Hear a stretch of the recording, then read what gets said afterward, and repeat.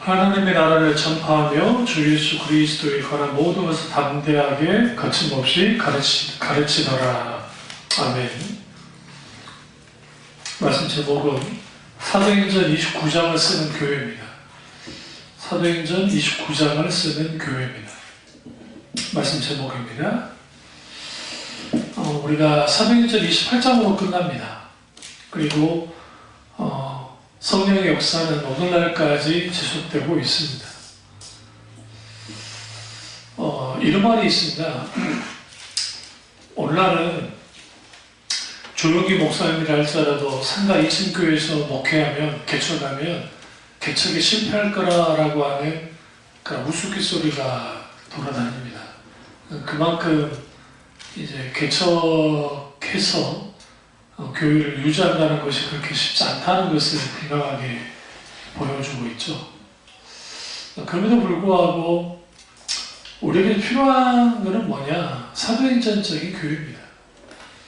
그러니까 사도행전적인 교회가 마지막 시대에 하나님의 온전한 뜻을, 하나님의 나라를 온전히 이룰 수 있기 때문에 그렇습니다. 사도행전에 대한 그 별칭이 있는데요. 그 뭐냐면 성령행전이다 혹은 교회행전이다 표현을 씁니다. 우리가 사도행전이라는 이름은 후대 사람들 붙여놓은 거예요. 원래 누가복음하고 사도행전은 하나라 그랬죠. 하나의 문서였는데 이걸 이제 분리를 시킨 거예요. 그래서 그 안에 요한복음이 딱 들어오고 그래서 사복음서가 되고 그 다음에 이제 사도행전 혹은 성령행전 혹은 교회행전이라 불러지는 말씀이 있는 겁니다. 성령이 임하셔서 교회가 실질적으로 탄생합니다. 성령이 임하시자 사도들과 제자들이 주님의 증인이 됩니다. 그리고 그들이 권능을 받아 땅끝까지 복음을 전하게 됐습니다. 이처럼 오늘 우리에게 사도행전적인 교회가 돼야 되고 또 사도행전 29장을 쓰는 교회라는 것은 결국은 사도행전적인 교회가 되자라는 의미로서 이 말씀을 드리는 겁니다. 그러면 사도행전적인 교회의 세 가지 특징이 있는데 첫 번째 특징은 예배가 살아있었습니다. 그들이 드리는 예배는 예식이 아니라 살아서 역사하시는 하나님과의 만남이 있었고 하나님의 임재가 있었던 예배였습니다. 그 예배 가운데 하나님의 임재가 있었고 하나님의 영광이 드러나고 거기에 사탄 권세가 깨뜨려지고 그리고 하나님의 나라가 임하는 다양한 하나님 놀라운 은혜가 있었던 교회입니다. 제가 목회하면서 신학생 때는 아주 얘가 건방지고 교만했던 것 같아요. 왜 그러냐면 그때는 실패 경험이 없기 때문에 내 생각대로 이론대로 이렇게 하면 교회는 바뀔 것 같고 될 거라고 생각했습니다. 목회를 하면 할수록 목회는 참 어렵구나 라는 생각이 들고 또 오늘 이 세대, 세속화되어진 이 세대 문화도 세속화되어지고 경제는 말할 것도 없고 종교들도 세속화되어지고 교육도 세속화되어지고 또 기존 가치관들도 다 세속화되어져 있고 이 세상에서 가장 큰 적이 뭐냐? 과거에는 막시즘이라고 하는 공산주의가 기독교의 최대의 적이라고 생각했어요. 그러나 동구권이 무너지고 난 다음에 진짜 적이 나타나는데 그게 뭐냐면 세속주의입니다. 세속주의가 교회 안에 세속화 물결이 그러니까 교회를 세상화시키는 거예요. 세상에 가치 있는 것들로 해버리는 겁니다. 그러다 보니까 그 안에서 무슨 일이 벌어지느냐? 교회가 세상 속에 있으면서 세상 속에 침몰해버린 그런 교회가 되어버렸다는 거예요. 왜 그랬을까? 성령님의 살아서 역사하시는 능력을 상실했기 때문에 그렇습니다. 사도행전적인 교회는 예배가 살아있다. 왜 예배가 살아있었느냐? 당연히 설교만 듣는 것이 예배가 아니라고 말씀드렸죠. 하나님을 만남이 있어야 되고 또 하나님 음성을 듣고 그리고 하나님을 만난 삶이 변화되어지고 하나님의 놀라우신 은혜가 있는 그런 예배가 되어야 되는데 그 원동력이 성령님이에요. 근데 문제는 예배 가운데 성령님의 자리가 없다는 겁니다. 신부들이 여러분 그 주일 낮예배 때 그 카톨릭 미사가 시간이 어떻게 되는 줄 아세요? 1시간 들을 것 같죠? 그래요? 그리고 11시에 드리는데 11시에 드리면 거의 2시간 가까이 2시간 가까이.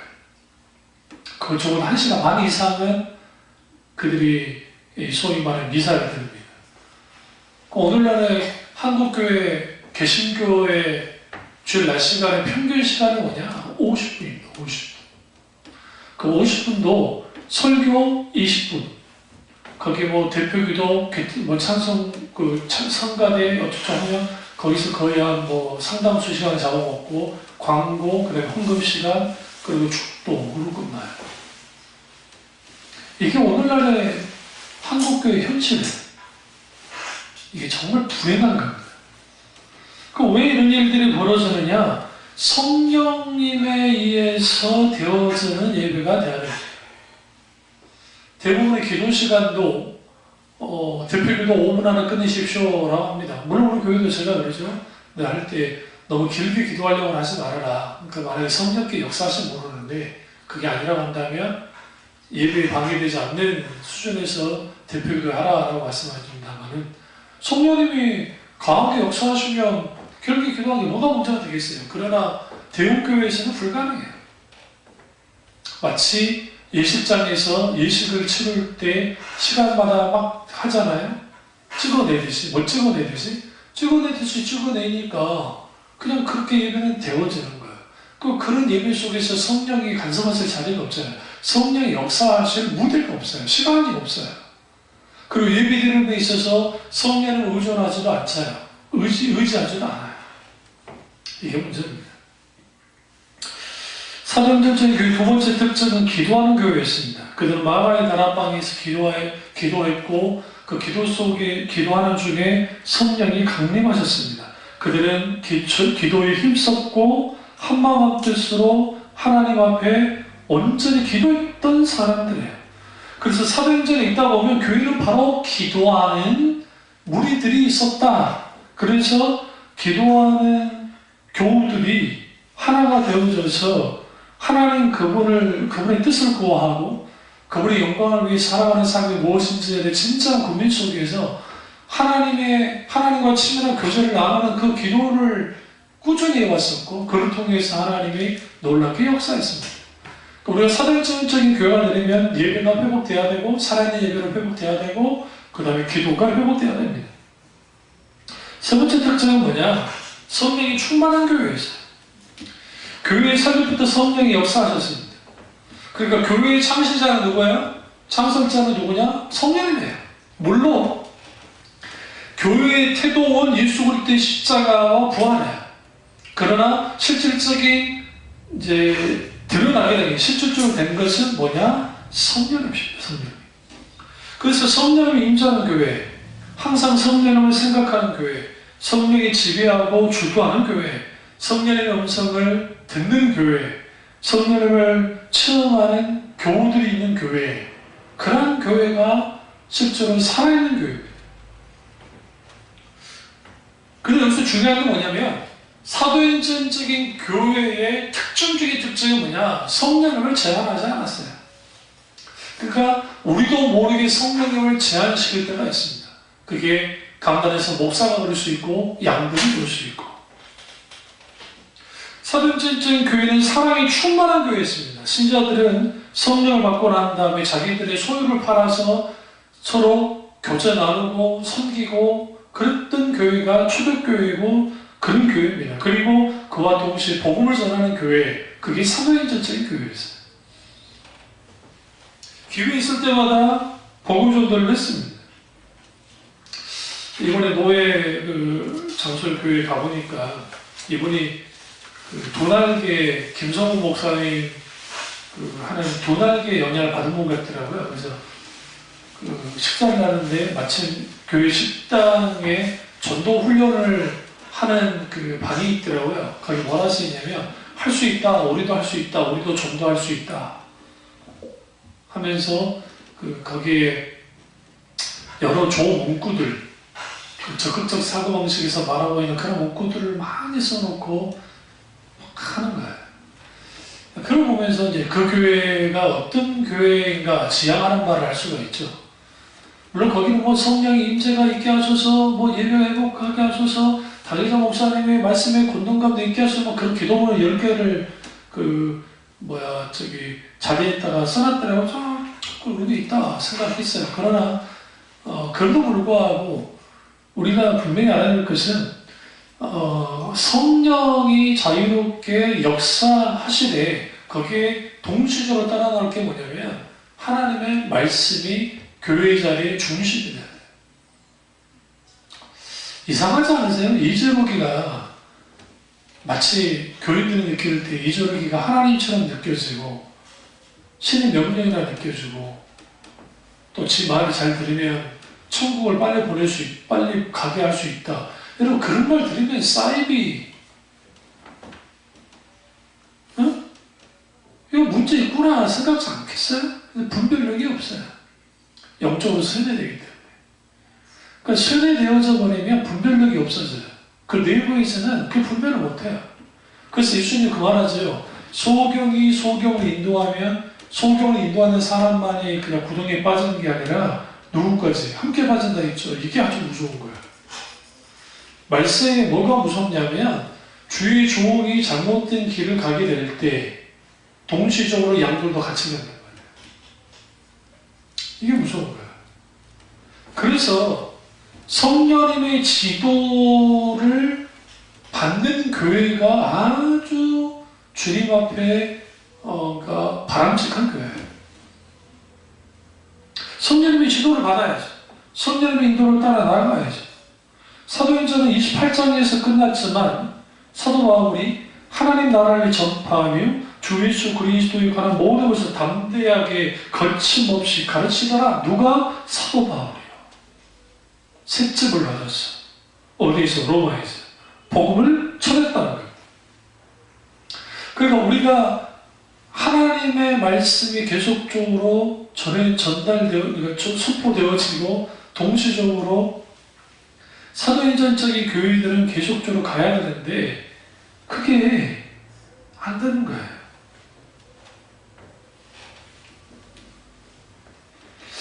우리가 이 마지막 장 사도행전 28장 31절을 보면 아주 미완성같이 느껴져요. 계속 뭔가 써내려야 될 것 같은 느낌이에요.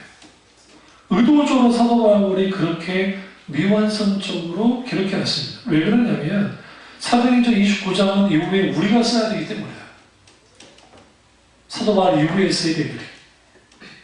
그러니까 우리는 사도행전 29장을 쓰는 교회가 되어야 되고 그러려면 성령을 제한하지 않아야 되고 성령과 동역하는 교회가 되어야 되고 성도들 간의 교제가 이때 그리스도를 중심으로 하는 교제가 있는 교회가 되어야 되고 사도행전적인 교회의 핵심 가치는 뭘까요? 세상 사람들이 하나님의 사랑을 알고 그리스도를 믿고 생명을 얻는 겁니다. 그러니까 교회가 손가락질 나가잖아요. 이준옥 씨가 그 짓을 하니까 근데 참 JTBC에서 한 가지 참 아쉬운 점은 뭐냐면 처음에는 목사 있다가 이제 어제 뉴스에서인가 지도자라는 표현을 쓰더라고요. 그러면 적어도 개신교회에서 이단으로 정죄됐으니까 이단이라고 정죄됐습니다라는 말을 좀 해주면 좋겠는데 안 해요. 왜 그런지 아세요? 거기는 그 기자들이 몰라서 안 할까요? 앵커는 모를까요? 알아요. 근데 기본적으로 교회를 보는 시각이 똑같아요. 그러니까 그 이단을 보는 시각이나 교회를 향해서 보는 시각이 똑같아요. 그거나 비슷하다는 거야. 그러니까 굳이 이단이라는 말을 할 필요가 없다고 느끼는 거예요. 만약에 개혁교회가, 개신교회가 그런 교회가 아니었고 적어도 막 손가락질 당하는 교회가 아니었다고 한다면 여러분은 이단입니다. 이단인데 이런 일을 저질렀습니다. 라고 했겠죠. 아주 부끄러운 거예요. 그럼 JTBC 탓을 할 게 아니라 우리 개혁, 개신교도들이 정말 깨있어야죠. 그러면 사도행전적인 교회는 말씀의 지혜를 받고 성령이 이끄시는 교회입니다. 그런 교회가 돼야 돼요. 그런 교회가 결국은 어떻게 되어지느냐? 성도가 살아있는 교회가 돼요. 성도가. 근데 그렇지 못하다는 게 문제예요. 현실. 왜 이렇게 되어버렸을까? 왜 이런 문제가 되어졌을까? 성령님이 마땅히 성령님의 자리에서 역사하셔야 되는데 우리도 모르게 성령님의 역사를 차단시키고 막아버린다는 거예요. 여기에서 문제가 생긴 거예요.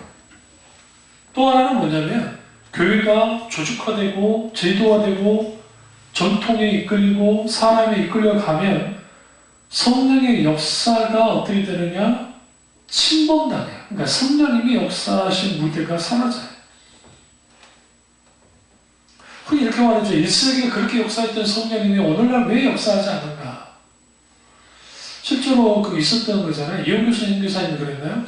어느 집회에 갔을 때 어떤 목사님 한 분이 쓰러졌는데 서구권에 있는 목사님들은 가서 119 부르고 911 부르고 빨리 의사 부르는데 정신이 없고 남미라든지 아프리카 계통에 있는 목사님들은 거기서 막 기도하더라는 거잖아요.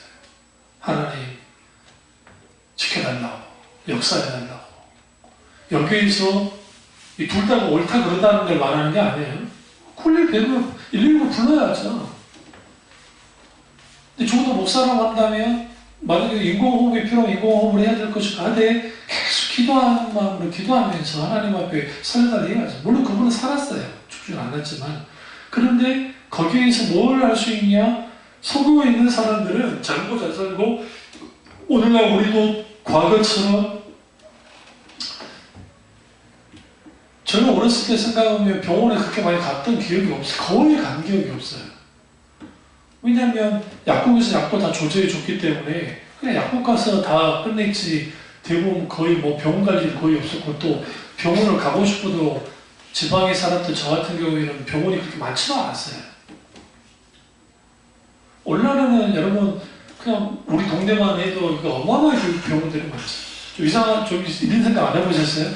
뭐 저렇게 병원이 많을까? 그만큼 아픈 사람이 많은 거예요. 그러니까 우리가 길 다니다 보면 사람들이 다 멀쩡하게 보여도 아픈 사람이 많은 거예요. 그러니까 여러분 병원이 뭔가 그래도 운영이 되니까 병원이 있는 것이지 운영이 안 되면 어떻게 병원이 있겠어요? 상식적으로 생각했을 때. 그러니까 신자들도 애들이 감기해갖고 열이 나시다 하면 해열제부터 찾지 먼저 기도하지 않거든요. 해열제가 오늘 잘못된 게 아니에요. 하나님이 주신 일반 은총 중에 하나니까 약은 먹이는 건 당연해요. 그런데 문제는 약만 의지하는 게 문제예요. 기도해야죠. 그러니까 이제 과거에 비해서 오늘날의 사람들이 하나님이 필요로 하는 게 별로 없어졌어요. 별로. 물질적 풍요로. 조현민이라고 하는 대한항공 둘째 딸내미가 그 갑절한 이유가 뭔지 아세요? 어릴 때부터 떠받들면서 살았기 때문에. 그런 애들이 애죠. 35밖에 안 되니까. 그런 애가 뭘 알겠어요, 세상을 알게. 자기 아버지, 자기 할아버지가 만들어낸 그런 안에서 그렇게 살아왔으니까. 삼성을 욕을 하지만, 삼성에서 하나 배워줄 게 뭐냐면, 이건희 씨도 그렇고, 또, 그랬단 거 아니에요. 반말하지 말라고. 애들한테. 속은 어쨌다 들어도 겉으로는 그 반말 안 한대요. 절대로. 우리 구치소 수감할 때 이종우 씨 그 음성 들었을 때 어떠던가요? 천박하게 느껴졌나요? 그렇지 않죠? 교육자 같잖아요. 점잖잖아요, 사람이. 그게 다 만들어진 거예요. 그러니까 얼마나 이미지를 중요시기인지 알 수 있죠. 속은 어땠다 할지. 물론 자기도 모르게 교추서 나올 때 이거 건네주는 거, 그거는 이제 나오긴 했지만, 그래도. 제가 무슨 말씀을 드리려고 하냐면, 하나님과 어느 날에 높은 빌딩, 여러분, 우리가 대한민국 살면서 우리 제2 롯데월드 가본 적도 없지만, 또 63 빌딩, 그럼 뭐가 지배하는 세상이에요, 여기가? 큰 빌딩, 돈이에요, 돈. 그걸 보여주는 거예요, 지금. 아프리카 가면 큰 빌딩이 있던가요? 별로 없죠? 전혀 없다고 할 수 없겠지만. 못 사니까. 잘 사는 나라일수록 돈이 지배합니다. 그 돈이 하나님이라는 거예요. 근데 문제는 뭐냐면 그 돈의 논리가 교회를 통하기 시작했고 교회가 초대형화되니까 그게 되는 거예요. 그러니까 오늘날의 그 베이비 부머 세대가 이제 은퇴를 하니까 초대형 교회들, 대형 교회들의 그 평균적으로 그 교회 헌금이 20억이 줄었다잖아요. 20억. 말이 20억이죠. 어마어마한 돈이죠. 그러니까 그 대형 교회가 무슨 짓을 하는 줄 아세요? 전도사들부터 잘라요. 인건비 주려고. 부목사부터 잘라요. 다 잘라버려요. 왜? 그러면 질적으로 그렇지 않아도 그 수 가지고 그 많은 수를 케어한다는 게 불가능한데 교육자까지 더 작아져 끼니까 그런 일을 벌어지고. 제가 아는 교수님이 어떤 그 신학대학 교수 그 총장님을 만났는데 그 총장님이 그러더라는 거죠. 요즘 신학생들이 무식하다. 너무 무식하다. 그게 현실이다. 이런 말 하면 신학생들이 들고 일어날 거야. 다 무식하지는 않겠죠. 근데 이제 뭐냐면 그냥 교수가 주는 리포트만 하고 막 어떻게 하면 큰 교회 가볼까 뭐 안 그런 친구도 그렇게 있겠지만 인문적 소양을 갖추는 게 불가능해요. 더 중요한 게 뭐냐면 오늘 제가 신학할 때는 우리 선배들도 있지만 적어도 우리는 정말 학교에서도 기도하고 계속 하나님을 찾고 산기도도 다니고 했던 마지막 세대예요. 저희가 마지막 세대. 그러니까 기도하지 않아요. 그러니까 성령님의 놀라우신 역사함이 뭔지를 모르죠. 이게 오늘날 불행한 겁니다. 왜 사도행전적인 교회가 필요하느냐? 하나님이 기대하는 교회가 사도행전적인 교회이기 때문에. 그런 교회가 되어져야 돼. 문제는 우리가 이 사도행전 29장을 계속 써내려가는 거 그게 너무너무 중요한데 그게 쉽지가 않다는 겁니다. 그거 어떻게 써내려갑니까? 성령의 역사를 경험하는 교회가 되어져야 돼요. 성령 세례를 받고 성령이 놀라운 충만함을 입어서 하나님의 음성을 듣는 하나님의 사람들이 나와야 되는데 그게 안 되는 거예요. 하나님의 음성을 듣는 말씀의 흥황함의 역사가 나타나야 돼요. 지나가보면 우리 교회 가운데 하나님 놀라운 역사를 많이 했는데 왜 제가 40살 좀 넘어서 지쳐버렸을까? 지쳤던 이유는 사회계 확장이 안 되었고 막 그런 거와 상관없이 내가 혼자 막 해도 못 따라와요. 양들이. 따라온 줄 알았죠. 근데 들다 보니까 실제 그건 아니었다는 거예요. 그러니까 제가 20대 때 고대 제대하고 살아가면서 제 몸을 많이 혹사당해서 그때 진을 한번 뺀 적이 있어요. 그 이제 인천에서 사역도 그렇고 그래서 이제 몸을 많이 망가뜨리고 그때는 젊었으니까 뭔지를 몰랐고 그리고 이 사역 개척을 해서 그때 진을 한번 많이 뺐고 사역 전환하고 제가 평균적으로 설교하는 거 굉장히 길게 설교했고 그리고 사역도 아주 오랫동안 사역을 했고 그걸 계속 해왔거든요. 그 7, 8년 이상. 그러니까 그때 진을 다 몰아쓴 거예요. 왜 그렇게 해야만 된다고 생각했고 어떻게 어리석은 거예요. 진호처부터.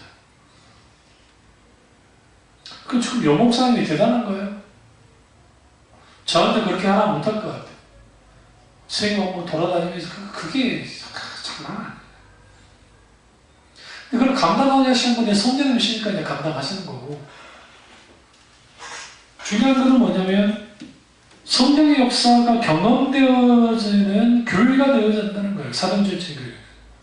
그게 일본 교인들의 속에서 나타나는 거예요.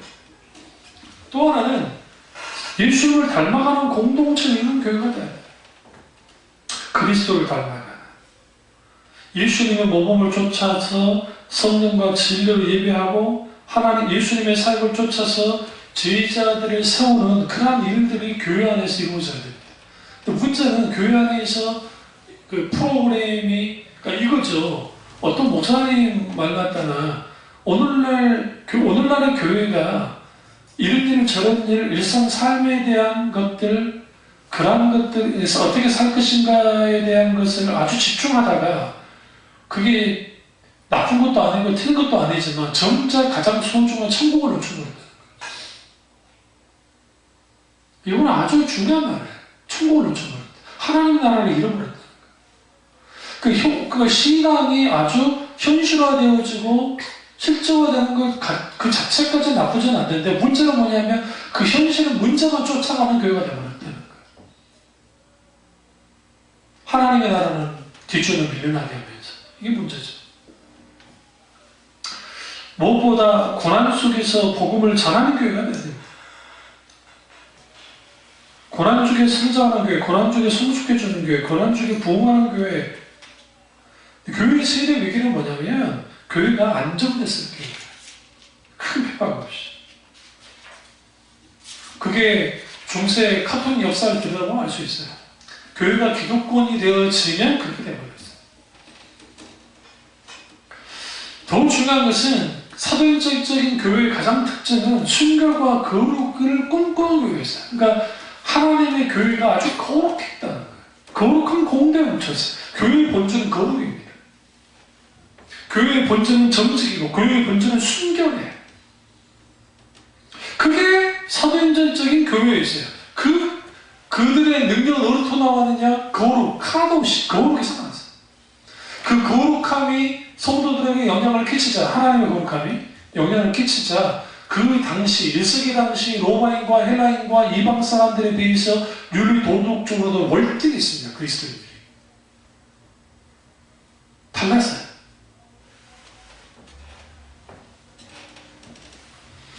무엇보다 중요한 것은 땅끝까지 복음을 전하는 교회가 사도행전적인 교회이고 영적 지도자를 세우는 교회가 사도행전적인 교회인데 실제로 가장 중요한 건 뭐냐면 사도행전 29장을 써내려가는 교회예요. 그런 교회들의 역사상 나타났어요. 사도행전은 미완성이다. 왜 미완성으로 끝나겠느냐? 이후에 있게 되어지는 가시적 눈에 보이는 교회들은 바로 이러한 사도행전적인 교회가 되어져야 된다라는 것을 사도 바울이 드러내고 있는 거예요. 그래서 사도행전적인 교회의 특징 중에 특징이 뭐냐면 말씀의 왕성함과 성령의 사역과 성령의 기름부음이 있는 교회였어요. 성령의 사역은 철저하게 성령님이 주체가 되는 사역이에요. 우리가 은사주의자들이 은사를 내뿜으면서 하나님을 빙자해서 자기를 신성화시키고 자기의 어떤 권위를 더 세우고 뭔가 그렇게 했단 말이에요. 과거에 그랬단 말이죠.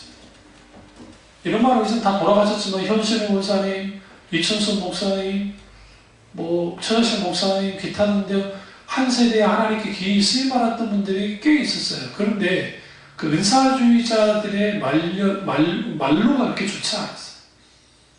왜 그러냐면 자기들이 높아지는 거예요. 하나님은 거저줬으니 거저주라고 하셨는데 어떤 치유 기도를 할 때 헌금을 바쳐야지만 된다는 그런 논리를 가지고 나오고 마치 은사를 받을 때 성령의 강력한 능력을 경험하고 받게 될 때는 나무 뿌리를 뽑아야 된다는 식의 그런 논리를 가지고 나왔단 말이죠. 이게 그런 것들이 결국은 사도행전적인 교회여야 될 교회의 성령의 역사를 오히려 가로막았어요. 그런 일이 벌어지니까 교회 가운데 성령을 초청하고 성령께 마음과 찬양을 드리는 것, 성령의 인도하심에 자신을 완전히 개방하고 순종하는 것들이 뒷전으로 밀려나고 온갖 프로그램과 또 달변가적인 목사의 어떤 그런 그 설교 말과 또 감정에 호소하는 메시지와 기타는 그런 것에 의해서 교회가 끌려갈 때 사도행전적인 교회는 꿈도 못 꿔요. 왜? 이미 끝나고 그랬으니까.